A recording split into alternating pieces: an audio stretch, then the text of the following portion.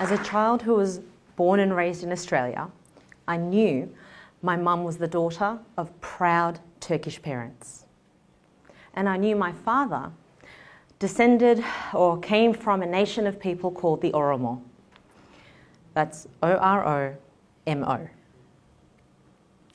And as a child, I knew the Oromo people were the largest indigenous population in Ethiopia, actually across all of East Africa. I knew that the coffee that we all like to enjoy and drink today originated from my father's homeland. And I know that most of the athletes that you guys know as Ethiopian Olympic champions most likely trained in my father's hometown. But there were also things I didn't know as a child. For example, I didn't know that despite having a university degree, that my father was once a refugee. I didn't know that the language that he spoke, Afan Oromo, was spoken by 40 million other people, and that for 100 years they were banned from speaking their language until 1991. I didn't know that successive Ethiopian governments prosecuted people who spoke this language, and that if anyone even dared to publish in that language, that they can face a result much worse than prison. But anyway, I learnt this language. I learnt it fluently during the ban from my dad here in Australia. In fact, all my siblings did. And what was striking about our ability to speak the Oromo language fluently was that my dad was able to create that in an environment that didn't support his results. He was a man who was uprooted from his country, chose to marry a woman from a completely different ethnic background, and then went to a completely foreign country that he decided to make home. And as an adult, when I reflect on this, in and of itself, it's not that hard to learn a language. It's not that hard to identify as a Muslim woman either, especially when everyone has an opinion on what you wear. It's not particularly difficult to exercise regularly, eat good food, be a wonderful person. I think what makes these things either easy or difficult is the context in which it happens. Some of you watching may know about an initiative that I founded called Afan Publications, or that I created Oromo books for children all around the world. Or perhaps that I was able to rally a global movement to revitalise and create a language revolution for children. I was able to do those things. And what struck me the most in that time was that despite a very public journey that I had, there were things that I didn't share with people. I learnt certain lessons that I'd like to share with you today. The first lesson I learnt was a harsh one. And I learnt that lesson in front of a group of 20 primary school-aged children as their volunteer weekend school teacher. I had a lot of expectations. I expected that I would be given the resources to teach these children as a volunteer person, as a volunteer teacher. Actually, I expected to be treated like a hero because I was a volunteer teacher. I expected that the products and resources that would be given to me would be appropriate for the audiences that I was supposed to be teaching. And years after realising that none of those were true and none of those would ever happen, the fact that I realised there was a gap in publications, I had an expectation that the government, that a publishing house, an organisation, somebody would do something about the fact that these didn't exist. And that's when I learnt my first lesson. I realised that by having expectations of others, I began to excuse myself from responsibility. I realised that standing in front of those children, I'd actually turned into my own worst nightmare. I became an armchair critic, a fence sitter, a warrior on the keyboard.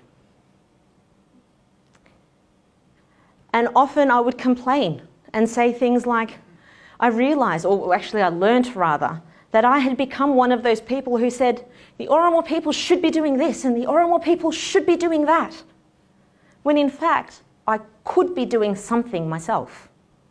Something, not everything. And I would often complain to my father about this, and he would receive my complaints and he would respond by laughing.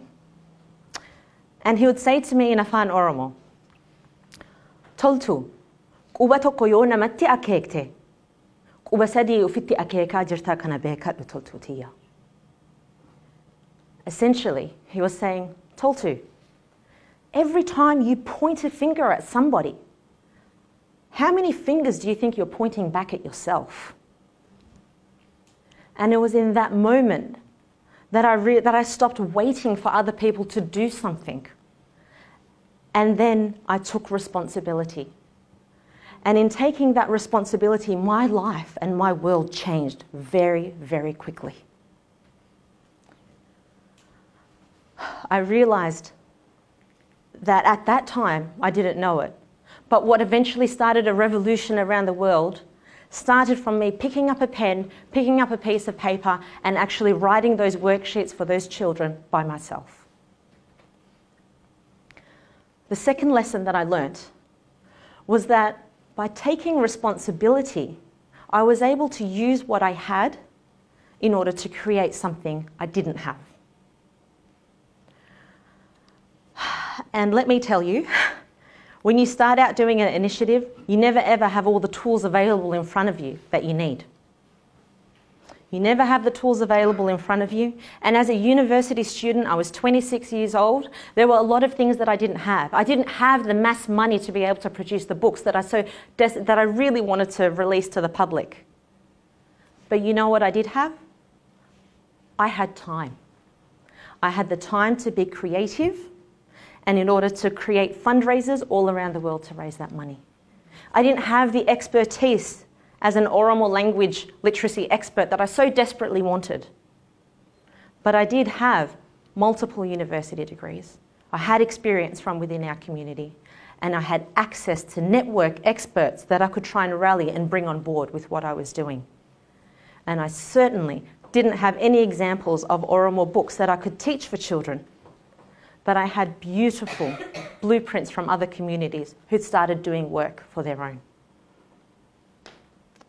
And it was in that time that I wonder and I ask myself, and perhaps watching a lot of you sitting here, I wonder, how many of you are holding the ingredient in your hands? How many of you are holding in your hands the ingredients to fulfill the dreams of success in your own hands?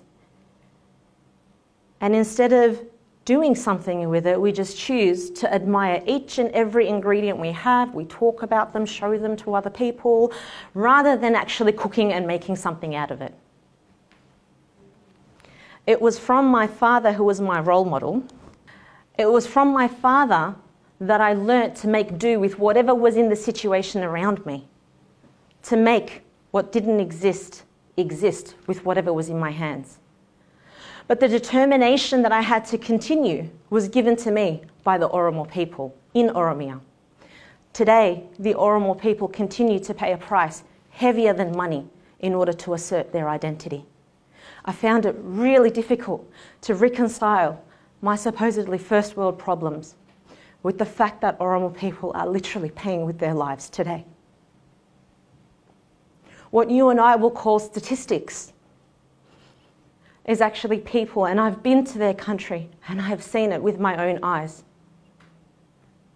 That we call them numbers, but they are women who've lost their children permanently. They're children who have been told that their parents will no longer come back again. And there are mothers who will never see their family members ever again. And I remember the first time I created the products, the artwork for my books that I showed my dad. The first time I showed him these, my dad cried. He cried and he cried. And he said, "This is the most beautiful thing I have ever seen in my whole life." And I was fearful because no one had ever seen what I was going to do. Not that special if you think about the schools that we're all raised in. But the fact that his own relatives don't have toenails, don't have fingernails, that you go to the beach and you watch these guys strip off to go and enjoy themselves in the water, and you see welts all over their back. That you meet a guy and he tells you that he's impotent. I knew in that moment that I could use what I had to create something that never existed. The third lesson I learnt was almost counterintuitive. I realised that I'd become much more successful when I empowered the people around me to become successful. And to be quite frank, I didn't really need the Oromo people to develop my books. I could have just approached a few people, developed the product, found a rich sponsor, put it out there in front of the world, and boom, job done. But I knew that in my plan it was integral to create change in a way that empowered people to make their own versions of success. That was important to me. And I knew that by speaking the Oromo language, I was able to tap into a network of 40 million people who had a vested interest in seeing me succeed. I knew that if they saw me succeed, that they too would also be successful. And even if they weren't Oromo, even if they didn't care for my books or for my community or for my culture, they could still be inspired by my journey. Because I navigated a male-dominated world. I was a woman of colour, a Muslim woman, and someone who is a proud civic contributor in the country that I actually live in. And I realised too that often companies that we know today can go from 0 to $1 billion in value, companies like Amazon, Facebook, Google, not necessarily because they create good products, but it's because they enable their users to create their own versions of success that people find value in what these companies do. And in my successes that I strived for, that I wanted to achieve, I said to myself, I need to be onto this as well. I need to involve people around me. And I can say with my hand on my heart that I invested in the people around me. And I say it with my hand on my heart to you that if you invest in the people around you, the returns will be so much greater. Because this was my secret to raising $100,000 in less than a month. It was my secret to have not one but 2 world tours and to have people await me and be so glad and pleased that something like this, which had never happened before, was happening on a global scale. And even after I developed the books, the success continued, not because I made books. My success continued because I was able to nurture opportunities for people to be able to regain what was stolen from them, to be able to retell their own language in their own words, to be able to pass on the gift from their ancestors onto their children and to release themselves from the mental shackles of language degradation that had been forced on the Oromo people. I knew that more than in creating these books, I wanted to create something more.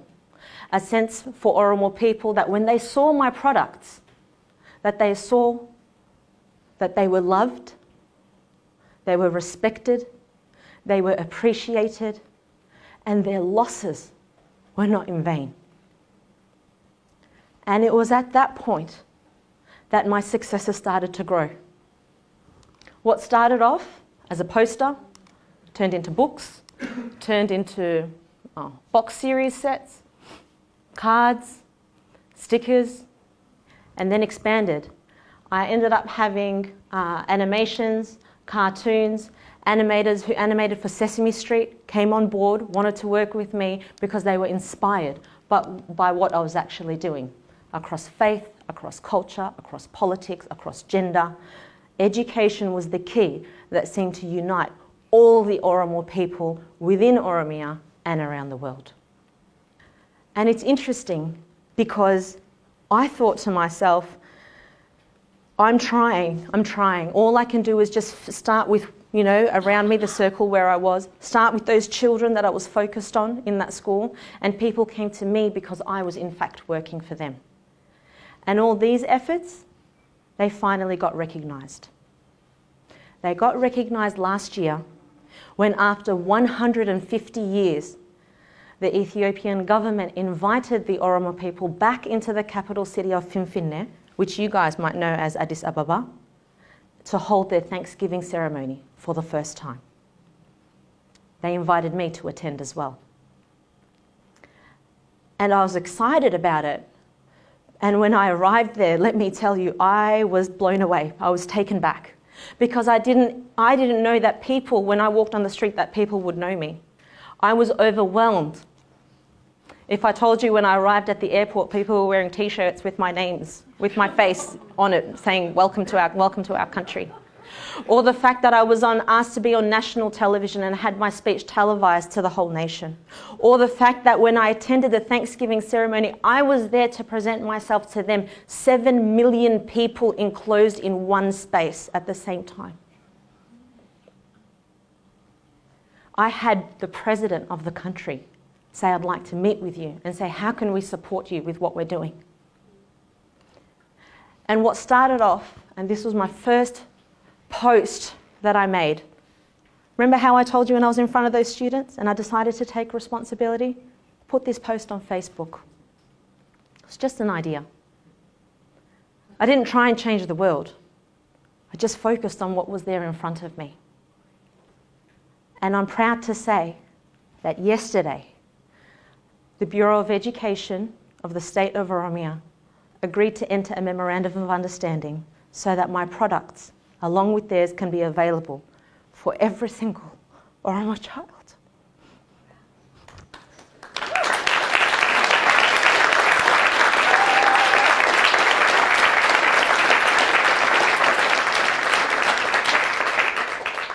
I'm not sure what the future will hold, but from my initial meetings, I've been informed that in my area of specialty, from kindergarten to say grade 4, that there are 1.3 million Oromo registered students. And I think I'm on my way to making my dreams come true. And because the theme of today's TED presentations are future sight, I think it's only appropriate that we share our hindsights and our insights in order to develop our future sights. And that is why I've chosen to share my story with you today. Thank you.